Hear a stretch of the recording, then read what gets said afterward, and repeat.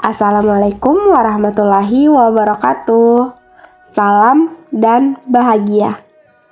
Pada kesempatan kali ini, saya akan memaparkan aksi nyata dari modul 1.4 mengenai budaya positif.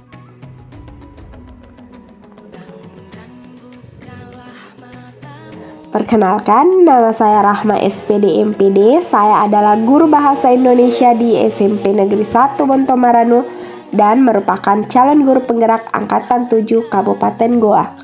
Perkenalkan, fasilitator saya adalah Bapak Detrandes Anwar MPD, sedangkan pengajar praktek saya adalah Ibu Fitriana SPD MPD. Kegiatan yang telah saya lakukan adalah saya membagikan pemahaman dan pengalaman dengan rekan guru sejawat dengan berkolaborasi dengan CGP yang kebetulan satu sekolah dengan saya, yaitu Ibu Sri Darmayanti dan Ibu Jumriyati. Saya menerapkan dan memaparkan konsep-konsep dari modul budaya positif yang terdiri dari 7 topik.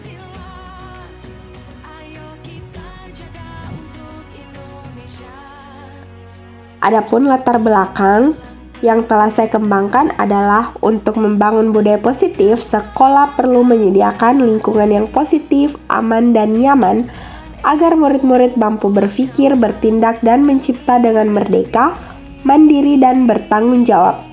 Nah, salah satu strategi yang perlu ditinjau ulang adalah bentuk disiplin yang dijalankan selama ini di sekolah kita. Sehingga tujuan yang akan dicapai adalah menumbuhkan budaya positif dalam diri setiap warga sekolah, sehingga budaya positif nampak dalam sikap dan perilaku warga sekolah, serta menciptakan karakter murid yang sesuai dengan profil pelajar Pancasila. Adapun dukungan yang dibutuhkan adalah dari semua pihak, baik kepala sekolah, rekan guru, murid, orang tua, serta sarana dan prasarana di sekolah. Adapun lini masa tindakan yang akan dilakukan adalah mendiskusikan dengan kepala sekolah tentang pentingnya penerapan budaya positif, kedua melakukan workshop, dan ketiga berkolaborasi dengan wali kelas untuk membuat keyakinan kelas, dan yang keempat adalah memantau dan merefleksi. Berikut adalah video pengimbasan pemahaman budaya yang telah kami lakukan dari CGP Angkatan 7 Kabupaten Goa di SMP Negeri 1 Bontomaranu. Selamat menyaksikan.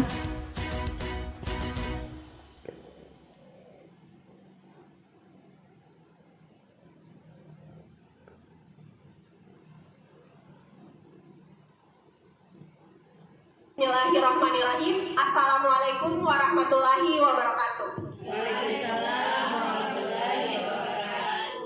Puji dan syukur kita panjatkan kehadirat Allah Subhanahu wa Ta'ala, karena berkat rahmat dan hidayahnya, alhamdulillah kita masih bisa diberi kesempatan dan kesehatan untuk berada di tempat ini. Salam dan salawat tidak lupa kita panjatkan kepada Nabi Muhammad Sallallahu Alaihi Wasallam, Nabi yang telah membawa kita dari alam gelap gulita ke alam terang benderang. Pertama-tama kami mengucapkan terima kasih banyak kepada Bapak dan Ibu Guru yang telah meluangkan waktunya pada kesempatan hari ini untuk menjadi peserta pada acara workshop yang akan kami laksanakan sebentar. Nah, alhamdulillah kami adalah calon guru penggerak angkatan 7 hari ini akan membiaskan materi kami dari modul 1.4 mengenai budaya positif. Jadi sebentar Bapak dan Ibu akan ada beberapa materi yang akan kami paparkan, sebanyak 7 materi yang akan kami bagi menjadi 3. Nah, sesi pertama itu akan ada pembacaan materi, kemudian sesi kedua adalah sesi tanya jawab. Jadi sekiranya sebentar Bapak dan Ibu bisa mengajukan pertanyaan kepada kami terkait materi yang akan kami bawakan sebentar. Untuk itu, hal yang kedua yang ingin saya sampaikan bahwa kami di sini tidak bermaksud menggurui Bapak dan Ibu. Ilmu yang kami miliki juga mungkin lebih banyak ilmu yang Bapak dan Ibu guru miliki. Pengalamannya juga mungkin masih banyak pengalaman yang belum saya alami dan Bapak Ibu guru sudah alami. Jadi saya tekankan di sini bahwa kebetulan kami mendapat lebih dahulu dibandingkan Bapak dan Ibu, sehingga pada hari ini kami akan mencoba memaparkan materi. Jadi saya persilakan kepada pemateri pertama, yaitu Ibu Jumriati Basir, untuk memaparkan materinya. Assalamualaikum warahmatullahi wabarakatuh. Terima kasih saya ucapkan kepada Bapak Ibu yang menyempatkan diri pada acara kami, yaitu memaparkan aksi nyata kami pada modul 1.4 budaya positif. Selamat datang para guru hebat. Mari belajar bersama kami. Bukan kami di sini sebagai guru yang duluan hebat daripada Bapak dan Ibu. Selamat datang para guru hebat.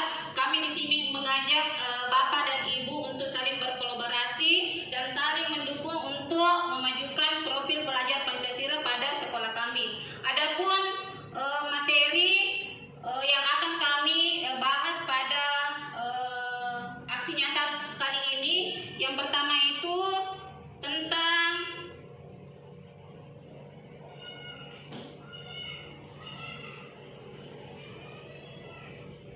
pembelajaran paradigma baru, di mana pembelajaran dengan paradigma baru dirancang berdasarkan prinsip pembelajaran yang terdiferensiasi, sehingga setiap siswa belajar sesuai dengan kebutuhan dari tahap perkembangan untuk mewujudkan profil pelajar Pancasila, di mana profil pelajar Pancasila itu terdiri dari beberapa nilai. Yang pertama itu beriman, nilai beriman, bertakwa kepada Tuhan Yang Maha Esa dan berakhlak mulia.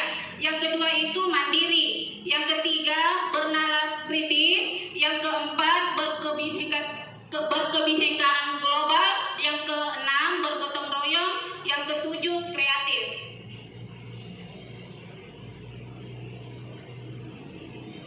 Selanjutnya materi yang kedua,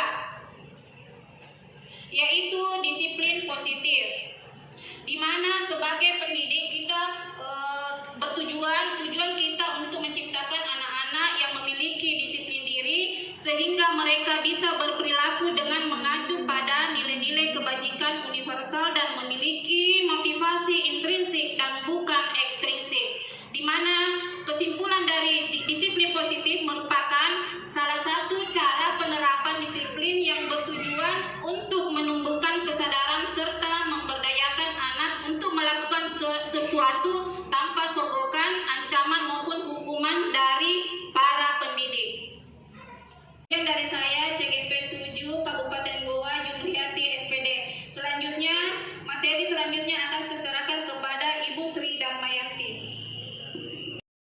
Assalamualaikum warahmatullahi wabarakatuh. Waalaikumsalam warahmatullahi wabarakatuh. Ya, Bapak Ibu, terima kasih untuk kesempatan yang diberikan. Pada kesempatan kali ini saya akan memaparkan tentang materi pada modul 1.4, yaitu kebutuhan dasar manusia. Sebelumnya, perkenalkan, nama saya Sri Darmayanti SPD, calon guru penggerak angkatan 7 dari SMP 1 Bontomaranu, Kabupaten Goa. Oke, pada kebutuhan dasar manusia, William Glasser dalam bukunya yang berjudul Choice Theory, ada 5 kebutuhan dasar yang dibutuhkan oleh setiap manusia. Pada kesempatan kali ini yang akan saya bahas adalah bukan pada kebutuhan manusia dewasa pada umumnya, tapi dikhususkan lagi pada kebutuhan peserta didik kita sebagai seorang guru. Yang pertama adalah kebutuhan untuk bertahan hidup atau survival. Kebutuhan bertahan hidup merupakan kebutuhan yang bersifat fisiologis untuk bertahan hidup, misalnya pada kesehatan, makan, dan rumah tempat tinggal. Nah, di sini saya punya study case. Yang pertama adalah apabila di sekolah ada anak yang selalu meminta bekal makanan kepada temannya dan diketahui ternyata anak tersebut melakukan karena kelaparan, berarti hal tersebut terjadi karena karena orang tuanya tidak memberikan bekal makanan. Kemudian kebutuhan yang kedua adalah kasih sayang dan rasa diterima. Jadi bukan hanya orang dewasa yang membutuhkan kasih sayang, tapi juga anak-anak ya Bapak Ibu, atau love and belonging. Pada umumnya anak-anak memiliki dasar kasih sayang dan rasa diterima yang tinggi. Sama juga seperti kita orang dewasa, kita butuh disayangi, dikasihi, begitupun juga kepada anak-anak. Bahkan menurut saya sendiri, anak-anak itu malah harus lebih disayangi lebih dari orang dewasa. Di kasus kali ini yang saya angkat adalah misalnya ketika seorang anak yang membuat masalah di sekolah kita untuk mendapatkan perhatian, misalnya dia sering bolos, kemudian setelah dinasihati dia masuk kembali, atau dia sering nakal, mengganggu temannya, tapi pada saat dia dinasihati dia menjadi lebih baik. Nah, itu menurut dari Dr. William tersebut, anak itu butuh kasih sayang yang lebih. Mungkin di rumahnya dia kurang perhatian. Lalu kebutuhan selanjutnya adalah kebebasan atau freedom. Jadi saya rasa setiap manusia butuh kebebasan yang menginginkan atau mereka berhak memilih pendapat dan bergerak atau menyukai hal-hal yang menarik untuk dirinya sendiri. Pada studi kasus yang saya temui di sekolah, misalnya pada saat anak-anak diberi bekal makanan atau tidak serta-merta selalu makanan ya, misalnya ada pulpen, dalam satu kelas pulpennya sama, tetapi yang anak tersebut yang butuh kebebasan tersebut, dia ingin memakai dan meminjam semua pulpen temannya, yaitu sepertinya dia butuh tentang kebutuhan freedom. Kemudian next, kebutuhan kesenangan atau fun. Kebutuhan atau kesenangan yaitu mencari kesenangan, bermain dan bertakwa. Kebutuhan ini muncul sejak dini, kemudian terus berkembang sampai mereka dewasa. Biasanya anak-anak lebih suka bermainnya adalah kebutuhan kesenangan. Kebutuhan akan kesenangan atau fun adalah kebutuhan untuk mencari kesenangan, bermain dan tertawa. Kebutuhan ini muncul sejak dini, kemudian terus berkembang hingga kita dewasa. Biasanya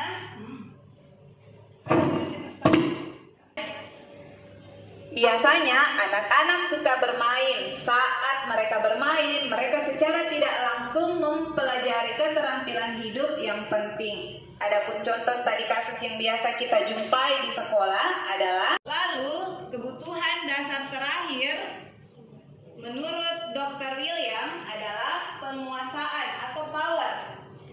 Jadi penguasaan atau power itu merupakan pengakuan atas kemampuan yang berhubungan dengan kekuatan untuk mencapai sesuatu. Misalnya anak tersebut berobsesi menjadi ketua kelas atau ingin menjadi ketua OSIS. Nah, studi kasus yang biasa kita jumpai di sekolah adalah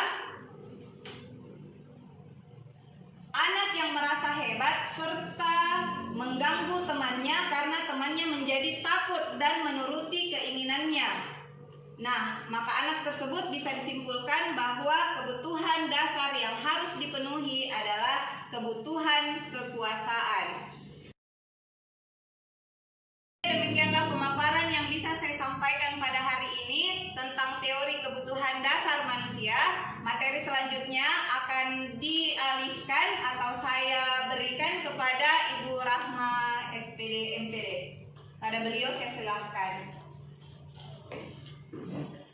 Assalamualaikum warahmatullahi wabarakatuh. Waalaikumsalam warahmatullahi wabarakatuh. Masih semangat Bapak dan Ibu? Masih. Masih semangat Bapak dan Ibu? Masih. Jadi tadi Ibu Sri dan Ibu Jumriati telah memaparkan beberapa topik dari budaya positif. Nah, pada kesempatan kali ini saya akan memaparkan dua topik dari penyebaran atau pemahaman dan pengalaman saya setelah mengikuti modul 1.4.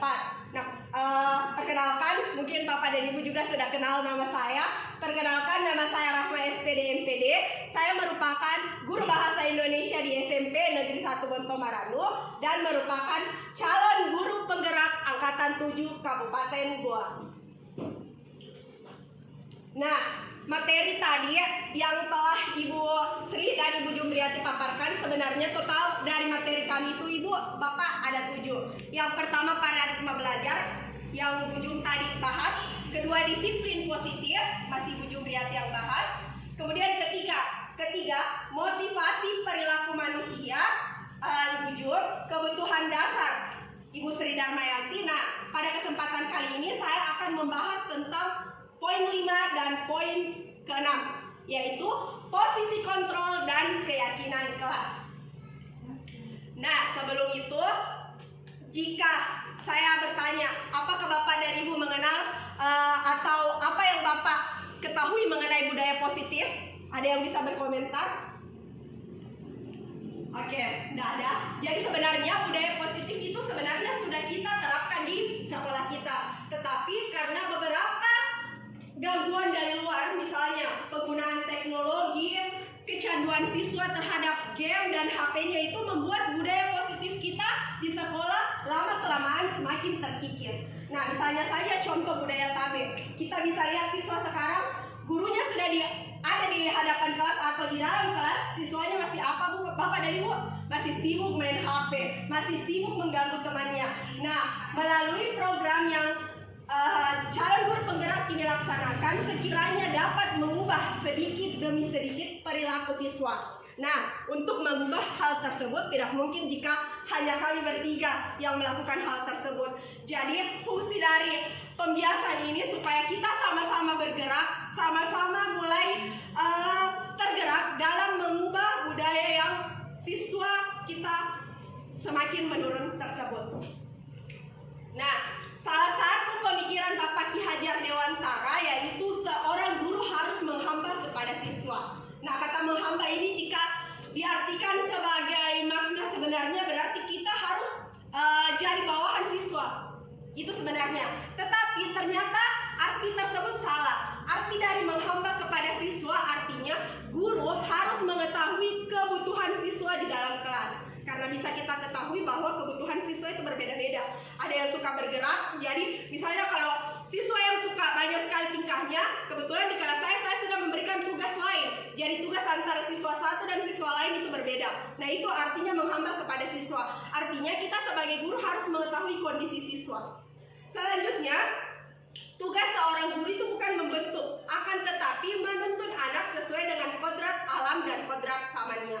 Nah, arti dari kodrat alam maksudnya asalnya siswa itu dari mana? Misalnya ada siswa pindahan, pasti otomatis watak dari siswa pindahan dan siswa asli orang Makassar itu akan berbeda. Jadi itulah tugas kita sebagai guru untuk mengetahui bagaimana karakteristik siswa kita tersebut. Nah, kalau menurut kodrat samannya, artinya kita harus berkembang. Kita harus meninggalkan cara mengajar yang terlalu monoton, di mana kita yang lebih aktif di dalam kelas dibandingkan siswanya. Jadi sebaiknya siswa dan guru harus berkolaborasi di dalam kelas. Misalnya, guru menciptakan media pembelajaran yang menarik di kelas. Itu artinya kodrat saman. Jadi kita sebagai guru harus mengetahui atau ikut andil dalam proses pembelajaran sehingga pembelajaran kita menyenangkan di dalam kelas. Nah, pemikiran Bapak Ki Hajar Dewantara inilah yang menjadi dasar atau akar dari budaya positif itu sendiri. Sehingga budaya positif dapat diartikan sebagai nilai-nilai, keyakinan, dan kebiasaan yang berpihak pada murid. Selanjutnya, 5 kontrol posisi guru. Nah, sebelum saya menjelaskan, saya akan memutarkan video. Bapak dan Ibu bisa memperhatikan video yang akan saya putar.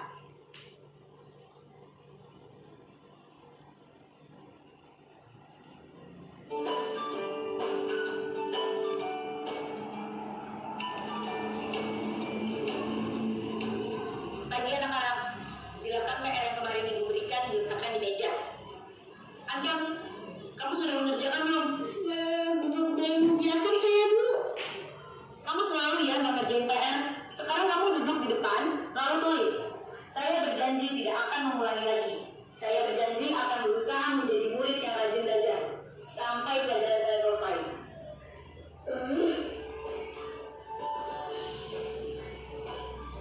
pagi anak-anak. Hari ini ada tugas ya.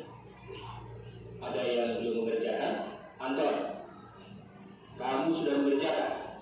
Belum, Pak. Kamu nggak ngerjain tugas ya? Kamu mau jadi apa nanti? Kamu lihat sekolahnya sih. Coba bayangkan orang tuamu betapa kecewanya sama kamu. Kamu itu sudah kelas 5. Harusnya bertanggung jawab sama dirimu sendiri. Maaf, Bu, saya terlambat. Ya udah, nanti jangan diulangi lagi ya. Kalau kamu rajin, ibu senang lihatnya. Ya, lain kali tepat waktu ya masuknya. Tes dulu dong. Kita kan teman. Wah, jadi kalau aku terlambat lagi, apa ya?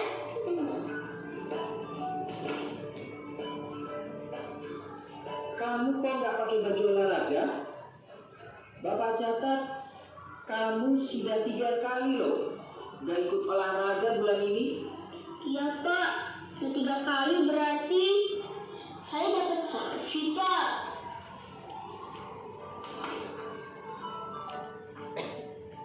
Ini, Bu, saya ngumpulin tugas. Maaf ya, Bu, saya terlambat ngumpulin tugas. Kenapa kamu terlambat mengumpulkan tugas?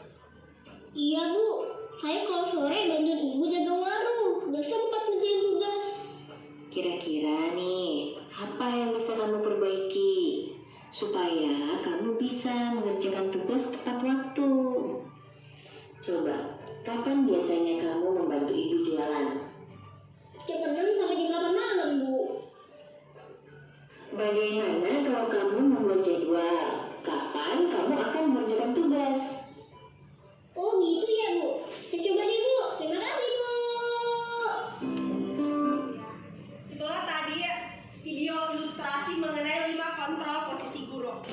Kira-kira menurut Bapak dan Ibu, posisi kontrol yang paling efektif digunakan di dalam kelas ada di nomor berapa Bapak Ibu?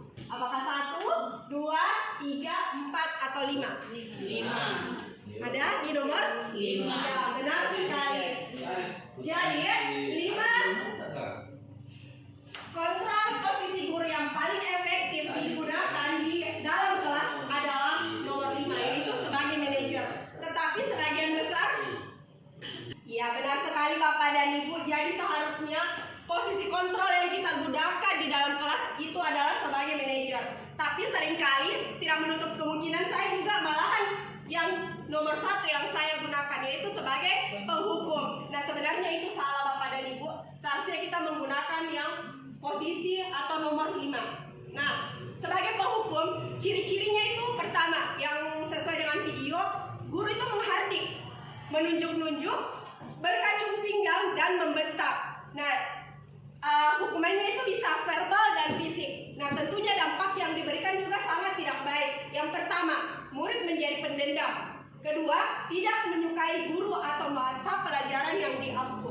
Nah itu tadi sebagai penghukum. Selanjutnya sebagai pembuat rasa bersalah. Jadi seringkali kita mungkin tanpa sengaja membuat siswa itu bersalah. Nah ciri-cirinya itu suara cenderung melembut, namun kata-katanya menyalahkan murid. Kedua, guru akan menyatakan hal-hal yang merasa kesalahan itu ada semuanya pada murid. Nah dampaknya yang pertama yaitu membuat murid merasa bersalah dan rendah hati dan menarik diri dari lingkungan. Selanjutnya sebagai teman. Nah untuk sebagai teman juga seringkali saya mengaplikasikannya ini di dalam kelas, dan ternyata posisi ini kurang efektif jika diterapkan di dalam kelas.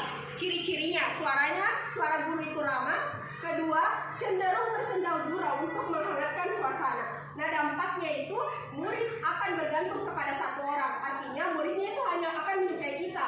Jadi jika ada guru lain yang intonasi suaranya itu sudah besar, sudah marah-marah, maka siswa tidak akan tertarik untuk belajar mata pelajaran guru tersebut. Kemudian murid tidak mandiri dan tidak bisa berpikir untuk diri sendiri. Nah sebagai pemantau, ini juga sebenarnya bagus, tetapi saya tekankan yang paling bagus itu manajer. Nah ciri-ciri yang sebagai pemantau yaitu bersuara datar, tidak emosional, tidak bersenda gurau atau menggunakan suara tinggi. Pemantau penuh senantiasa memantau pada saat diberikan sanksi, maka guru harus selalu mengawasi. Dan dampaknya, murid tidak sepenuhnya mandiri. Nah, sebagai manajer, ciri-cirinya itu bersuara netral, tidak emosional, tidak terlalu ramah, dan tidak bernada tinggi. Dan guru akan dengan tulus mengajukan pertanyaan bermakna. Nah, sebagai manajer ini sebentar ada kaitannya dengan materi yang akan disampaikan oleh Ibu Sri. Sedangkan dampaknya yaitu murid merefleksi kesalahannya, kedua percaya diri dan dapat memecahkan masalah. Jadi saya tekankan ulang Bapak dan Ibu bahwa posisi 5 adalah posisi yang paling baik jika kita menerapkannya di dalam kelas. Jadi kita tidak sebagai teman, tetapi kita juga tidak sebagai musuh. Kita bersikap netral. Jadi saya ulang sebagai manajer.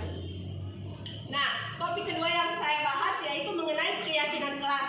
Mungkin keyakinan kelas sama perjanjian kelas yang biasa kita sepakati bersama. Ini sama. Jadi kayak perjanjian yang kita buat di dalam kelas biasanya kita lakukan sebelum masuk semester. Biasanya dilakukan di semester ganjil atau untuk memulai semester genap juga seringkali saya memberikan keyakinan kelas. Jadi istilahnya itu bukan peraturan kelas, tetapi keyakinan kelas. Nah, di sini keyakinan kelas itu berisi beberapa aturan untuk membantu guru dan murid bekerja sama membentuk kegiatan belajar mengajar yang efektif. Nah, tujuannya yang pertama yaitu menciptakan pembelajaran yang berpusat pada murid. Kedua, memunculkan keterlibatan murid, dan yang ketiga adalah menumbuhkan komunikasi efektif antara murid dan guru. Nah, langkah-langkahnya ada 5. Yang pertama, tanya pendapat siswa. Kedua, ambil kesimpulan dari idenya. Yang ketiga adalah ubah ide menjadi kesepakatan kelas. Keempat, menulis kesepakatan kelas dalam bentuk poster. Dan yang kelima yaitu kesepakatan ini kita tanda tangani oleh murid dan guru serta dipajang di kelas. Nah, ini salah satu contoh kesepakatan kelas yang kebetulan baru saya rancang, belum saya aplikasikan di dalam kelas. Jadi ini adalah salah satu contohnya, ada 7. Misalnya contoh 1 yaitu mengamalkan ajaran agama untuk kebaikan bersama. Kedua, rasa aman dan hak setiap orang. Ketiga, tertib saat belajar mengajar. Keempat, menjaga kebersihan diri sendiri, kelas dan lingkungan sekolah. Yang kelima, menciptakan suasana yang sejuk dan teduh di lingkungan sekolah.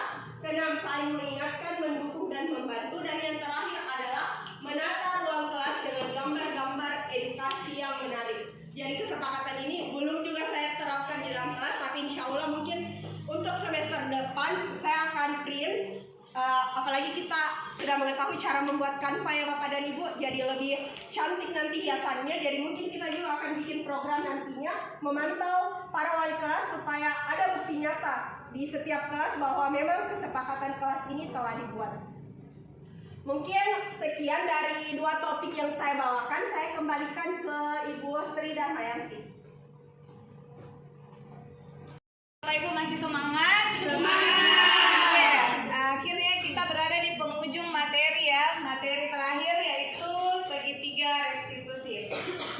Jadi sebelumnya saya ingin menjelaskan dulu bahwa segitiga restitusi itu merupakan proses untuk menciptakan kondisi bagi murid untuk memperbaiki kesalahan mereka. Kalau pada sebelumnya kita memarahi anak-anak hanya dengan menegur, begitu didapat mereka berbuat kesalahan, kita langsung marah, kita langsung menegur tanpa mempunyai posisi kontrol. Yang tadi sudah Ibu Rahma jelaskan, posisi kontrol yang paling baik adalah posisi kontrol sebagai manajer. Nah, untuk mengarahkan tujuan kita ke posisi kontrol manajer tersebut, pada saat menghukum siswa kita juga harus punya strategi. Nah, yang inilah yang disebut dengan strategi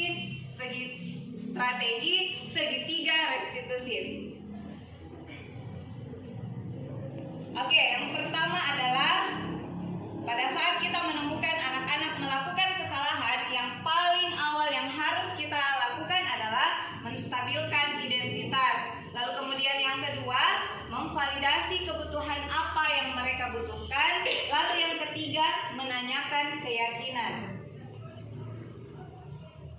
Nah, menstabilkan identitas itu bertujuan untuk mengubah anak yang merasa gagal karena berbuat salah menjadi positif bagi dirinya. Jadi mereka tidak serta-merta merasa bersalah lalu membuat dirinya merasa terus bersalah, tapi dari kesalahan tersebut mereka bisa mengubahnya menjadi hal positif.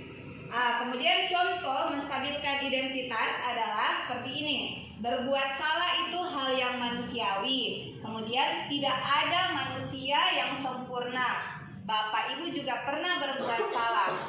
Kita pasti bisa menyelesaikan permasalahan ini. Jadi menstabilkan identitas itu bukan mencari kesalahan siswa yang berbuat salah tersebut, tapi kita cari bersama-sama bagaimana mendapatkan solusi atas kenakalan yang mereka lakukan. Lalu yang kedua adalah validasi tindakan yang salah. Validasi tindakan yang salah ini membantu siswa mengenali kebutuhan yang ingin dipenuhi ketika melakukan kesalahan. Jadi setiap tindakan yang dilakukan dengan satu tujuan, yaitu memenuhi kebutuhan dasar yang tadi sudah saya jelaskan juga, yang 5 kebutuhan dasar manusia.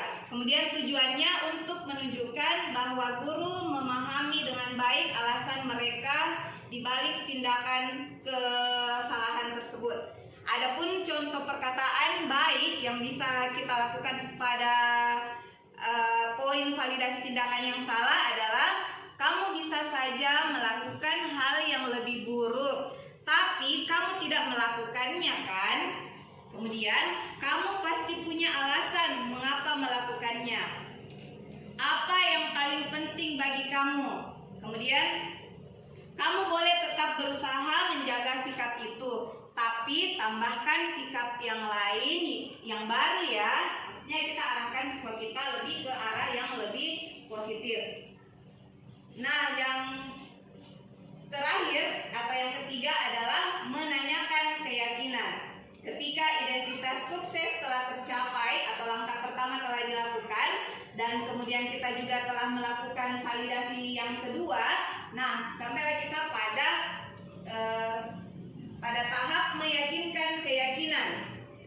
Adapun contoh perkataan yaitu apa nilai yang kita percaya di kelas atau di sekolah kita. Kemudian kita tanyakan kembali tentang keyakinan kelasnya. Yang tadi Bu Rahma sampaikan tentang keyakinan kelas yang telah kita buat. Misalnya ada siswa yang datang terlambat, kita tanyakan dulu peraturan kelas kita, apa boleh datang terlambat atau apa boleh datang jam 9. Nah, kemudian Bapak Ibu, ini ada contoh yang pernah saya lakukan pernah saya mendapati siswa datang terlambat dan saya mempraktekkan. Jadi Bapak Ibu, ini ada contoh saya pernah menerapkan pada siswa yang datang terlambat. Mungkin bisa jadi referensi bagi Bapak Ibu. Silahkan dinonton videonya.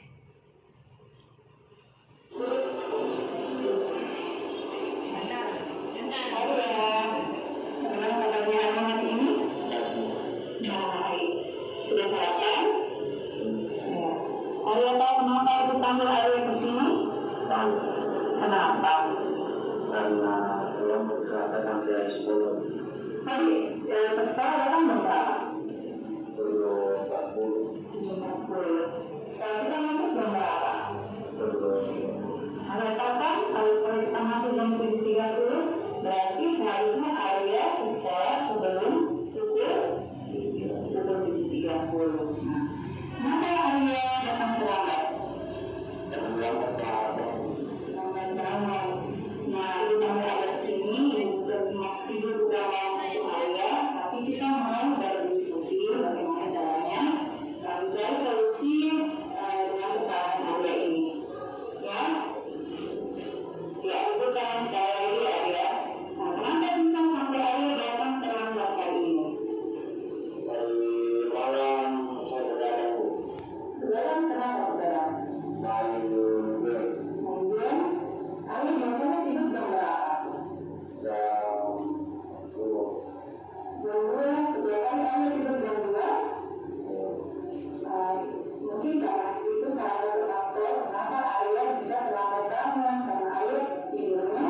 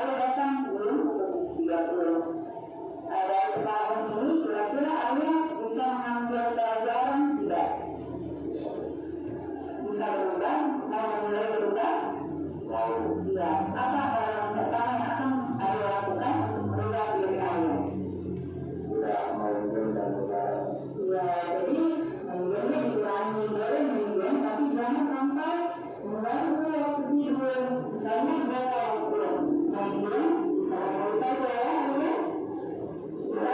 sudah saya lupa berarti saya terlalu bisa berubah karena ibu yakin kami bisa berubah dan menjadi lebih baik lagi tapi kami berkembang terus. Terima kasih ya.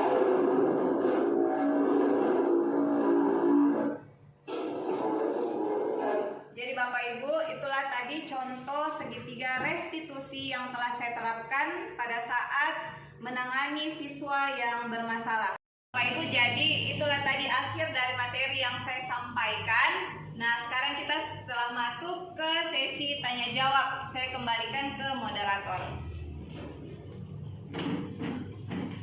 Ya, terima kasih Ibu Jumriati dan Ibu Sri telah memaparkan materi mengenai budaya positif dari modul 1.4. Nah, sesi selanjutnya adalah sesi tanya jawab. Sekiranya Bapak dan Ibu mempunyai pertanyaan terkait materi yang telah kami paparkan sebelumnya, bisa mengangkat tangan. Iya, saya. Iya, kepada Ibu Irma saya persilahkan dengan hormat. Iya, terima kasih atas kesempatan yang diberikan. Jadi setelah saya menyimak dari pemaparan CGP tadi, yang ingin saya tanyakan tentang di bagian segitiga restitusi. Jadi yang ingin saya tanyakan, apa fungsi dari menstabilkan identitas pada segitiga restitusi tadi yang dipaparkan oleh CGP Bu Sri Dharma. Terima kasih. Kumpul ya.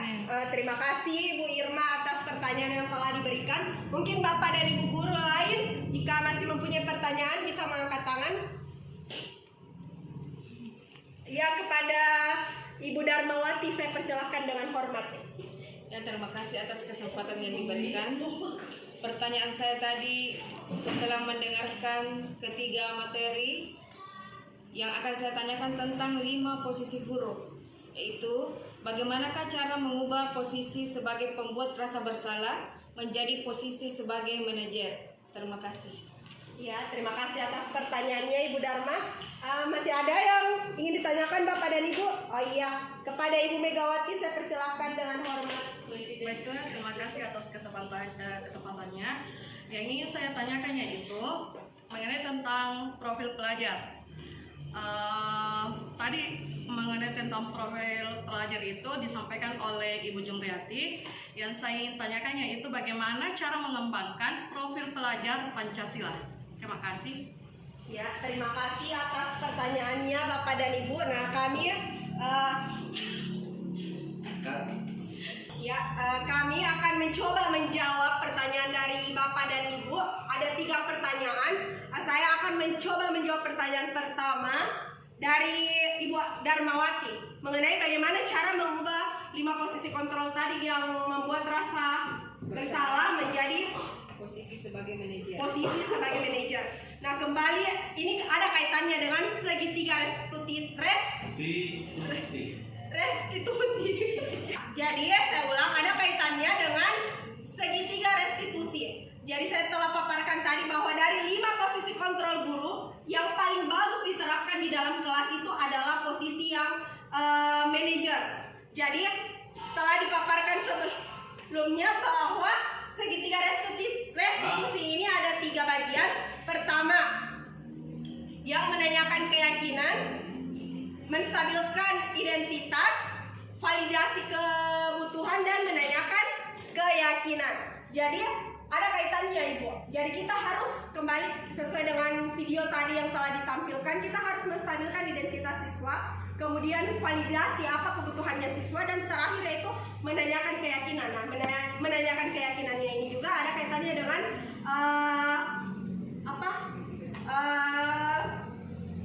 poster yang kita buat mengenai keyakinan kelas. Jadi sebenarnya ke-7 poin yang telah kami paparkan semua ini saling berkaitan. Jadi saya ulang, jika kita ingin mengubah posisi dari pembuat merasa bersalah, kita harus pelajari dulu bagaimana tahapan dari segitiga restitusi itu sendiri. Bagaimana Ibu? Ya, sudah cukup. Ya, terima kasih Bu. Selanjutnya pertanyaan kedua, siapa? akan menjawab pertanyaan dari Ibu Irma. Saya persilahkan kepada Ibu Sri. Ya, terima kasih banyak. Saya akan mencoba menjawab pertanyaan dari Ibu Irma. Pertanyaannya tadi, apa fungsi atau tujuan dari menstabilkan identitas pada segitiga restitusi? Jadi tujuannya adalah untuk mengubah anak yang merasa gagal atau karena berbuat salah menjadi positif bagi dirinya. Jadi anak tersebut tidak terus-menerus merasa bersalah. Dia juga punya keyakinan lagi bahwa dari kesalahan ini saya bisa mengambil pelajaran dan tidak mengulangi kesalahannya lagi. Seperti itu, singkat saja. Terima kasih. Ya, bagaimana Ibu Irma? Ya, terima kasih atas jawaban yang diberikan. Ya, terima kasih Ibu. Selanjutnya pertanyaan terakhir saya serahkan kepada Ibu Jumriyati untuk menjawab pertanyaan dari Ibu Megawati. Kepada Ibu Jumriyati saya persilahkan dengan hormat. Terima kasih.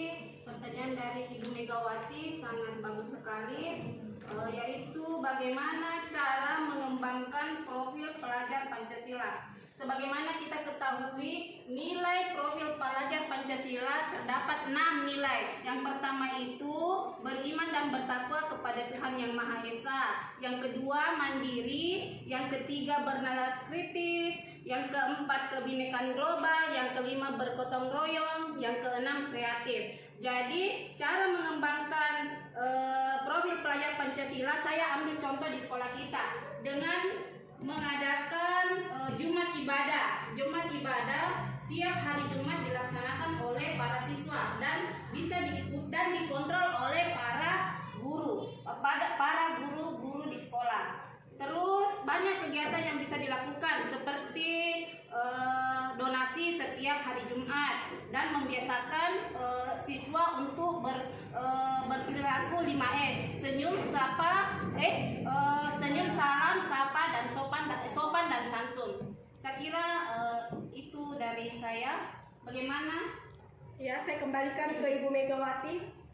Iya, terima kasih atas jawabannya.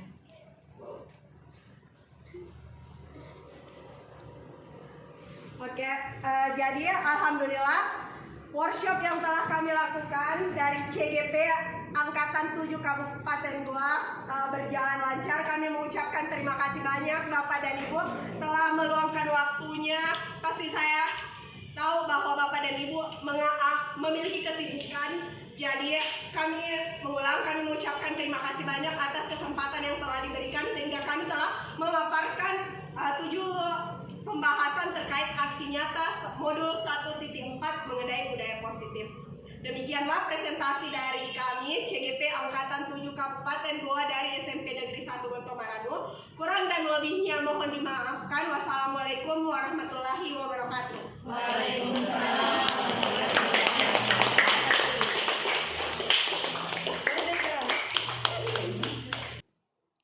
Sekian dari kami, terima kasih. Salam guru penggerak, tergerak, bergerak, dan menggerakkan.